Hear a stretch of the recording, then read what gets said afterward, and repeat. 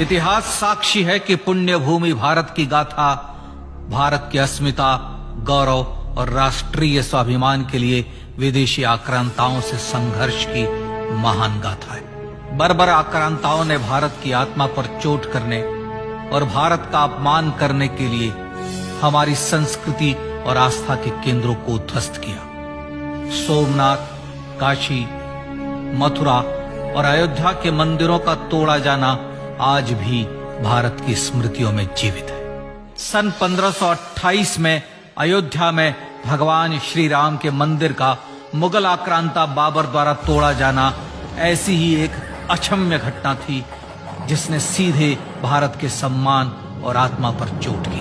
कारण साफ था, अयोध्या के श्री राम के मंदिर पर आक्रमण भारत की आत्मा पर आक्रमण था। जहां हर भारतीय के रोम रोम में राम बसते हैं, वह भारत यह अपमान कैसे सहता। राम मंदिर पर आक्रमण भारत को आहत कर गया था। विदेशी हमलावर अपनी बर्बरता दिखाते गए और भारत अपने आत्म गौरव को फिर से पाने के लिए संघर्ष करता रहा। भारत रामलला के जन्म स्थान पर बाबर के नाम पर बने एक ढांचे को देखता और उसे हटाने का संकल्प लेकर शक्ति संजोया करता।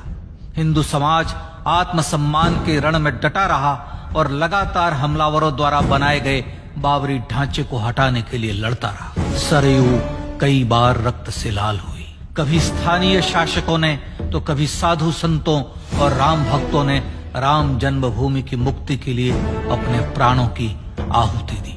74 बार युद्ध हुए। हम कुछ मोर्चे हारे, पर रण जीतने का संकल्प कभी कम नहीं हुआ। हिंदू समाज तलवारों से रक्त रंजित हुआ, पर उसने हार नहीं मानी। उसका संकल्प अजेय था।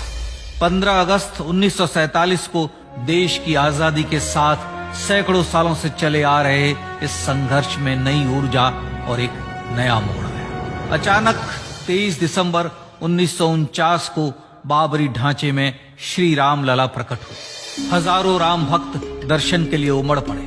तत्कालीन प्रधानमंत्री पंडित जवाहरलाल नेहरू ने उत्तर प्रदेश सरकार को श्री राम लला को विवादित ढांचे से हटाने का आदेश दिया। उत्तर प्रदेश सरकार ने अयोध्या के कलेक्टर को यह काम दिया और यह निर्देश भी कि जरूरत पड़ने पर वे बल का प्रयोग भी करें। अयोध्या के कलेक्टर ने सरकार को उत्तर दिया कि यह नरसंहार के बिना संभव नहीं है, और फिर भी वह ऐसा चाहती है तो किसी दूसरे कलेक्टर से यह काम करवा ले। परिणाम स्वरूप रामलला की मूर्ति वहीं विराजमान रही। विवादित ढांचे को बंद कर दिया गया। केवल पुजारी को सेवा अर्चना के लिए भीतर जाने की अनुमति थी। फिर भी राम भक्त विवादित ढांचे के बाहर से प्रभु श्री राम की आराधना करते रहे। भारत के हिंदू समाज के लिए चुनौतियां और बढ़ गई। मामला अदालत में गया। विपक्षी दलों द्वारा अदालत में भगवान श्री राम के अस्तित्व पर सवाल उठाए गए। उनके अयोध्या में ही जन्म लेने का प्रमाण मांगा गया। भारत का जनमानस अब आहत हो उठा था। आजाद भारत में भी हिंदू समाज को अपनी आस्था और श्रद्धा के लिए संघर्ष करना पड़ रहा था। चुनौतियों के इस समय में सन 1984 में विज्ञान भवन दिल्ली में विश्व हिंदू परिषद ने धर्म संसद का आयोजन किया। इस संसद में देश भर के संतों ने राम जन्मभूमि की मुक्ति के लिए आह्वान किया और राम जन्मभूमि मुक्ति यज्ञ समिति का गठन किया।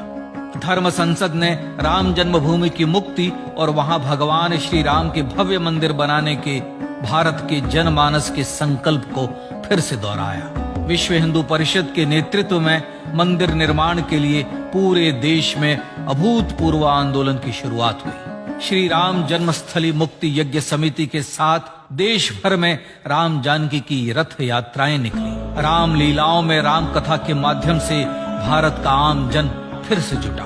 अब सबके मन में एक ही प्रण था, एक ही लक्ष्य था। अयोध्या में जन्मभूमि पर भगवान श्री राम के भव्य मंदिर का निर्माण। सन 1989 में विश्व हिंदू परिषद द्वारा गांव-गांव से रामशिला पूजन करके अयोध्या भेजी गई।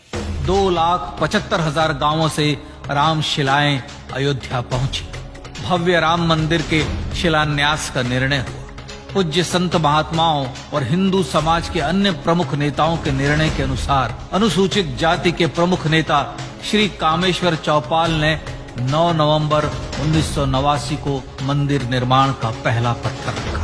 राम जन्मभूमि पर मंदिर निर्माण के लक्ष्य की पूर्ति के लिए सन 1990 में सोमनाथ से अयोध्या के लिए श्री लाल कृष्ण आडवाणी ने रथ यात्रा की शुरुआत की। देश में जन भावनाओं का ज्वार उमड़ने लगा। श्री लाल कृष्ण आडवाणी के रथ यात्रा के साथ साथ मंदिर के लिए जन समर्थन बढ़ने लगा और छद्म सेकुलरवाद बेनकाब होने लगा। इस जन आंदोलन को रोकने की तमाम कोशिशें हुई पर सब व्यर्थ हुई। विश्व हिंदू परिषद ने देशवासियों से अयोध्या में जन्मभूमि पर मंदिर निर्माण के लिए 30 अक्टूबर और 1 नवंबर 1990 को कार सेवा का आह्वान किया। परिणाम स्वरूप लाखों राम भक्त कार सेवा के लिए देश के कोने कोने से अयोध्या आए।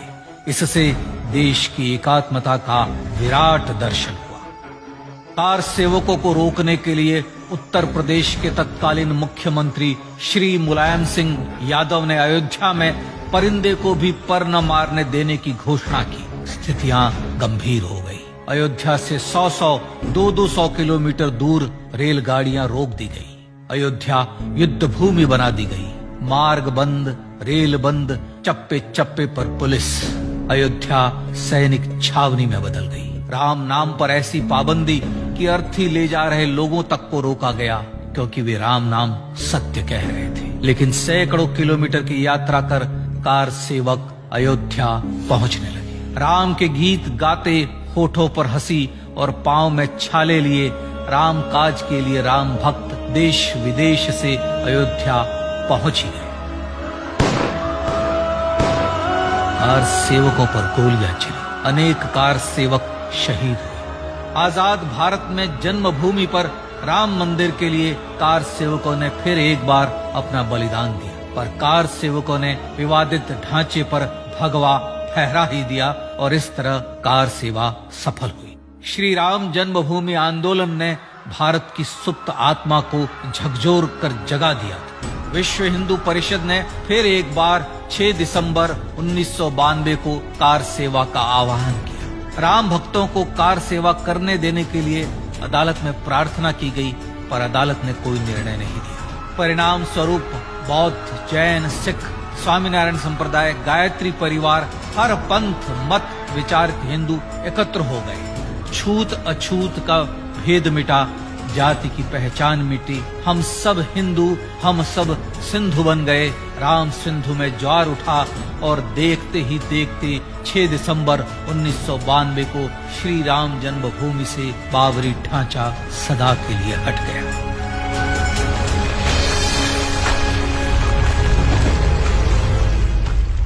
यह क्षण शौर्य, न्याय और सत्यमेव जयते का क्षण था।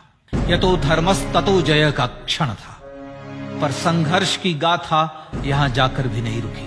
छद्म सेकुलरवादियों द्वारा भारत और भगवान श्री राम के इतिहास को झुठलाने के लिए अदालतों में चुनौतियों का सिलसिला चलता रहा, जो 1950 से चल रहा था। हिंदू सिखों के बीच से गुजरते हुए भगवान श्री राम का दर्शन करने के लिए विवश थे। यह स्थिति थी आजाद भारत में श्री राम और राम भक्तों की। पर सत्य को तो जीतना ही था।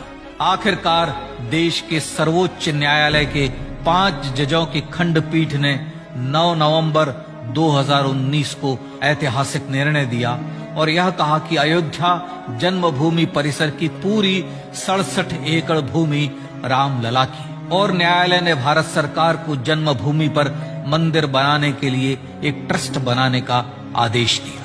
सर्वोच्च न्यायालय के आदेश के अनुसार भारत सरकार ने 5 फरवरी 2020 को श्री राम जन्मभूमि तीर्थ क्षेत्र नाम के ट्रस्ट का गठन किया और राम जन्मभूमि न्यास की भूमि जो सरकार द्वारा अधिग्रहित की गई थी, उसे ही नवनिर्मित न्यास को वापस दे दिया गया।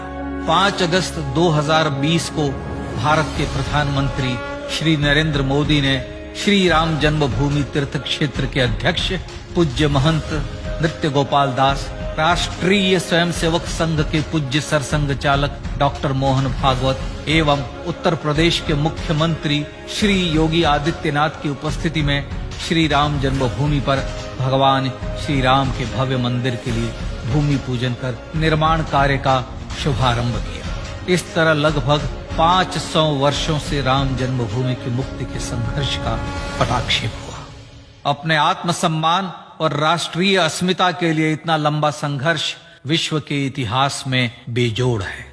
श्री राम भारत की आत्मा, भारत की परिभाषा, हमारे राष्ट्रीय आदर्शों और जीवन मूल्यों के प्रतिनिधि मर्यादा पुरुषोत्तम हैं, जो हर हिंदू के होठों पर जन्म से मृत्यु तक रहे। बस यही हर हृदय में प्रार्थना होती है।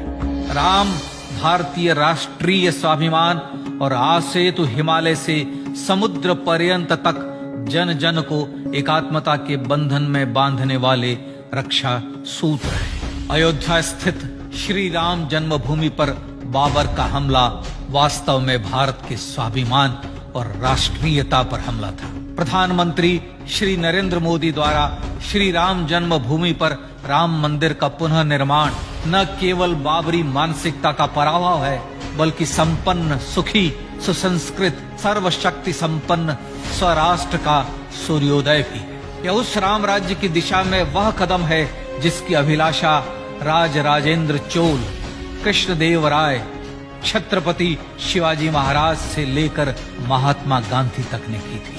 अयोध्या में जन्मभूमि पर भगवान श्री राम का मंदिर न सिर्फ राष्ट्रीय गौरव होगा, बल्कि वह श्री राम के आदर्शों का राष्ट्र मंदिर होगा। अब वह महान संकल्प पूरा होने जा रहा है। आइए इस राम यज्ञ, राष्ट्र यज्ञ में जिन ज्ञात और अज्ञात भारतीयों ने अपनी आत्माहुति दी है, उनका पुण्य स्मरण कर उन्हें श्रद्धांजलि दी।